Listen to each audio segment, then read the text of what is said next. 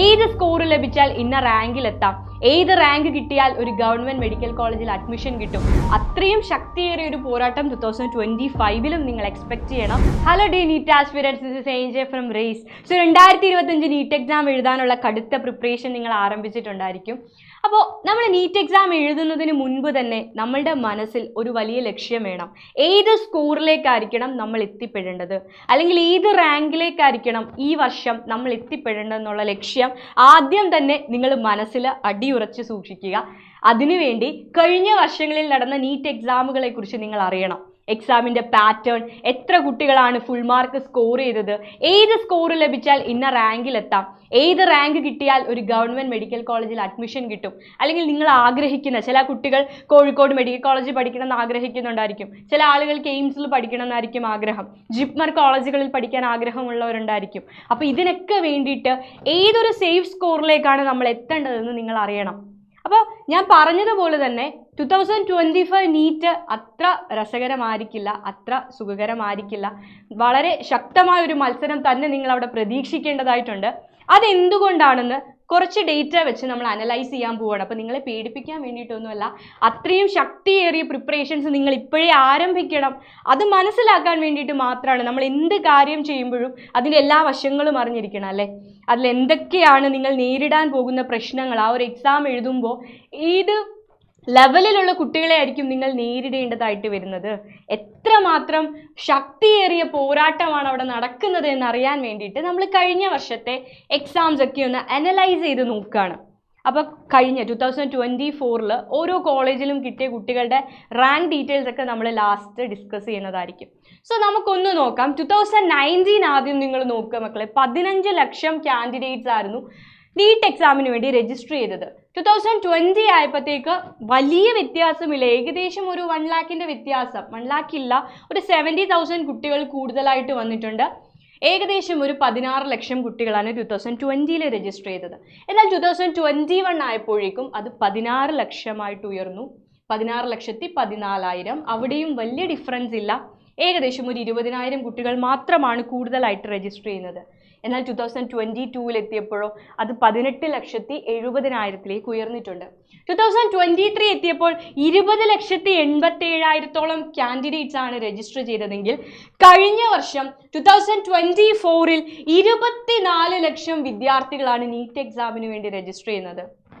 ആ ഒരു ഗ്രാഫ് ഉയരുമ്പോൾ തന്നെ നിങ്ങൾക്ക് മനസ്സിലാകും, നീറ്റ് എക്സാം എഴുതാൻ ആഗ്രഹിക്കുന്ന, ഒരു ഡോക്ടറാകാൻ ആഗ്രഹിക്കുന്ന കുട്ടികളുടെ എണ്ണം വളരെ ഉയർന്ന തരത്തിൽ ഇൻക്രീസ് ചെയ്തുകൊണ്ട് വരികയാണ് അല്ലേ. അപ്പോൾ അത്രയും ശക്തിയേറിയ ഒരു പോരാട്ടം 2025 നിങ്ങൾ എക്സ്പെക്റ്റ് ചെയ്യണം. നിരവധി വിദ്യാർത്ഥികളായിരിക്കും എന്തായാലും നീറ്റ് എക്സാമിന് വേണ്ടിയിട്ട് രജിസ്റ്റർ ചെയ്യാൻ പോകുന്നത്. പക്ഷേ പേടിക്കേണ്ട ആവശ്യമില്ല, അതിൽ ശക്തിയേറിയ പ്രിപ്പറേഷൻ നടത്തുന്ന ആളുകളുടെ എണ്ണം ഇത്രയൊന്നും ഉണ്ടാവില്ല. ചില ആളുകൾ ചിലപ്പോൾ ഓൺഗോയിങ് ആയിട്ടുള്ള കുട്ടികൾ അധികം പ്രിപ്പയർ ചെയ്യാതെ ചിലപ്പോൾ നീറ്റ് എക്സാമിന് എഴുതുന്നവരുണ്ടായിരിക്കും. സോ നിങ്ങൾ ഹാർഡ് വർക്ക് ചെയ്താൽ എന്തായാലും നിങ്ങൾക്ക് റിസൾട്ട് കിട്ടും. കാൻഡിഡേറ്റ്സിൻ്റെ എണ്ണം കണ്ടൊന്നും നിങ്ങൾ പേടിക്കേണ്ട. യെസ്, ആൻഡ് ഓരോന്നും കാൻഡിഡേറ്റ്സ് എത്ര പേര് അപ്പിയർ ചെയ്തു എന്നുള്ളതാണ് രണ്ടാമത്തെ കോളം. ആൻഡ് ഓരോ കാറ്റഗറി വൈസ് ഉള്ളതും ഇവിടെ കൊടുത്തിട്ടുണ്ട്. അതിപ്പോൾ തൽക്കാലം നമുക്ക് നോക്കേണ്ട ആവശ്യമില്ല. ഓക്കെ, ഇനി നമ്മൾ കാണാൻ പോകുന്നത് 2023 24 ഓരോ കാറ്റഗറിയിലും നീറ്റ് ക്വാളിഫൈ ചെയ്ത കുട്ടികളുടെ എണ്ണം, എത്ര പേർക്ക് നീറ്റ് എക്സാം ക്വാളിഫൈ ചെയ്യാൻ സാധിച്ചു. 2023 OBC കാറ്റഗറിയിൽ 5,25,194 പേരാണ് ക്വാളിഫൈ ചെയ്തത്. എന്നാൽ 24 എത്തിയപ്പോഴേക്കും അത് 6,18,525 ഉയർന്നിട്ടുണ്ട്. OBC കാറ്റഗറിയാണ്. ഏകദേശം 1 ലക്ഷം കുട്ടികൾ അവിടെ ഉയർന്നു. യെസ്, ദെൻ SC കാറ്റഗറി 1,53,674 പേരാണ് 2023 ക്വാളിഫൈ ചെയ്തതെങ്കിൽ ഇത്തവണ 1,78,741 പേര്, ഏകദേശം 20,000 കുട്ടികൾ അവിടെയും വർദ്ധിച്ചിട്ടുണ്ട്. ST കാറ്റഗറി 56,381 പേരാണ് 2023 ക്വാളിഫൈ ചെയ്തത്. ഇത്തവണ അത് വല്ലാതെ കൂടിയിട്ടുണ്ട്. 68,501 കുട്ടികൾ 2024 നീറ്റ് എക്സാം ക്വാളിഫൈ ചെയ്തു. ജനറൽ കാറ്റഗറി നോക്കുകയാണെങ്കിൽ 3,12,405 കുട്ടികളാണ് ജനറൽ കാറ്റഗറിയിൽ ക്വാളിഫൈ ചെയ്യുന്നത്. 3,33,929 പേർ കഴിഞ്ഞ വർഷം ക്വാളിഫൈഡ് ആയിട്ടുണ്ട്. അതേപോലെ ഓരോ കാറ്റഗറിയും EWS ഇക്കണോമിക്കലി വീക്കർ സെഷനാണ് 98,322 ആണ് 2023. 1,16,157 പേർ ഈ വർഷം ക്വാളിഫൈഡ് ആയിട്ടുണ്ട്. അതായത് ക്വാളിഫൈ ചെയ്യുന്ന കുട്ടികൾ, രജിസ്റ്റർ ചെയ്യുന്ന കുട്ടികളുടെ എണ്ണത്തിൽ മാത്രമല്ല വർധനവ്, നീറ്റ് ക്വാളിഫൈ ചെയ്യുന്ന കുട്ടികളുടെ കാര്യത്തിലും വളരെ വലിയ വർധനമാണ് ഉണ്ടായിട്ടുള്ളത്. Okay, yes. ആൻഡ് ഇനി മാർക്ക് റേഞ്ച് ആണ് നോക്കുന്നത്. കട്ട് ഓഫ് അറിയാൻ ആഗ്രഹിക്കുന്ന ഒരുപാട് കുട്ടികളുണ്ടാകും അല്ലേ? കഴിഞ്ഞ 2023 ജനറൽ കാറ്റഗറിയുടെ കട്ട് ഓഫ് എന്ന് പറയുന്നത് 137 ആയിരുന്നു. 720 ആണ് ടോട്ടൽ. 720 നീറ്റ് എക്സാം കണ്ടക്ട് ചെയ്യുക.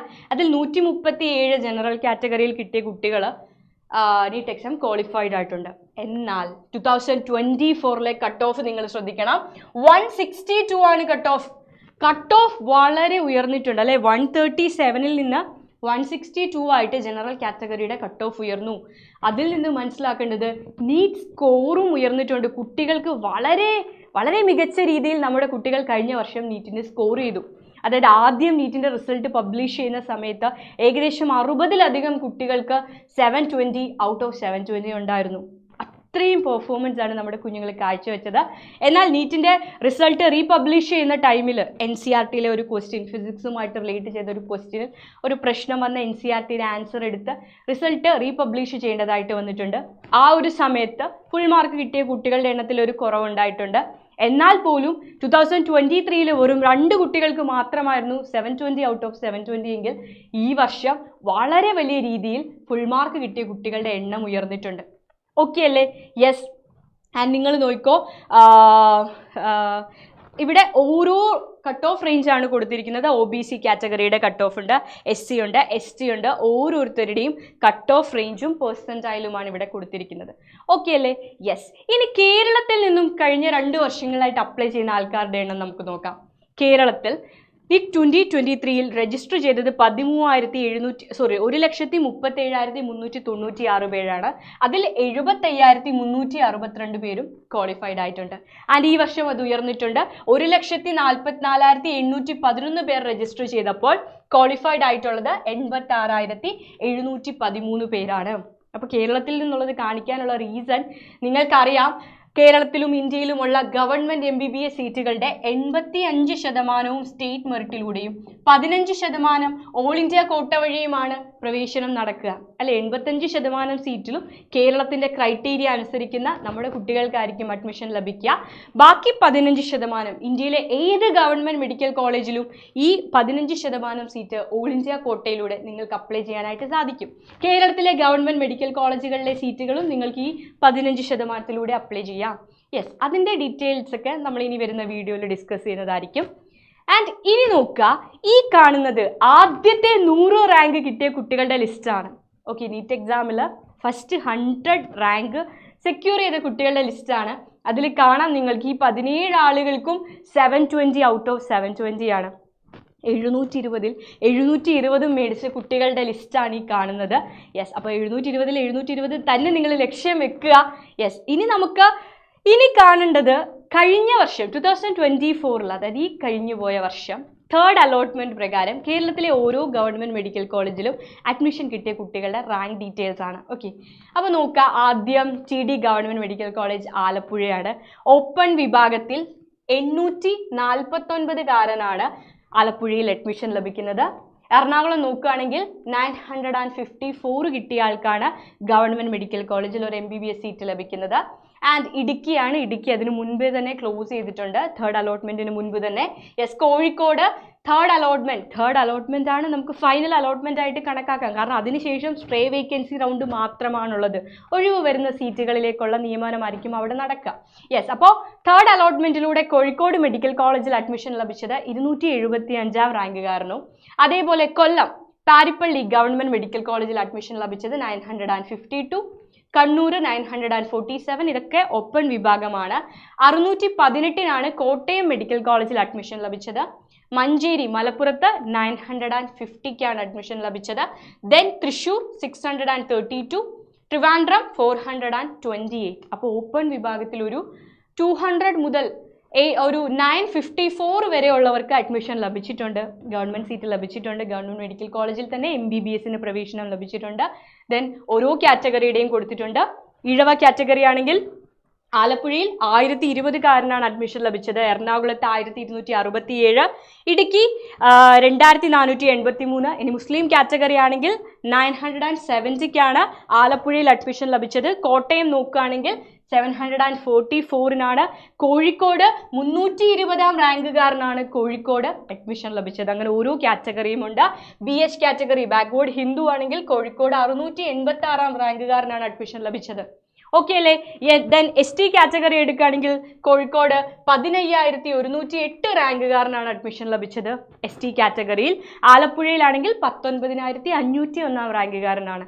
ഇക്കണോമിക്കലി വീക്കർ സെഷൻ നോക്കുകയാണെങ്കിൽ കോഴിക്കോട് 1252 റാങ്കുകാരന് അഡ്മിഷൻ ലഭിച്ചു. ദെൻ തിരുവനന്തപുരം ട്രിവാൻഡ്രം മെഡിക്കൽ കോളേജിൽ 1482കാരനാണ് അഡ്മിഷൻ ലഭിച്ചത്. അപ്പോൾ എത്ര ശക്തമാണ് നമ്മുടെ മത്സരം എന്നറിയാം.